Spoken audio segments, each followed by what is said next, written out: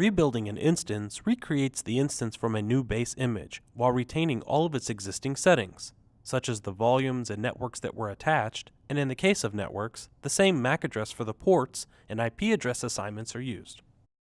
The real-world analogous is repaving a physical server. It has the same NICs, it has the same storage attached, and it gets the same IP address via DHCP. A common use of rebuilding is to perform rolling updates with the latest code and system configuration baked into a golden image, which is a pre-built, pre-configured single-purpose image. To find your instances, from the navigation on the left, under Project, Compute, click Instances. To rebuild an instance, from the Action menu, choose Rebuild Instance. Select the image to rebuild the instance from, then click the Rebuild Instance button.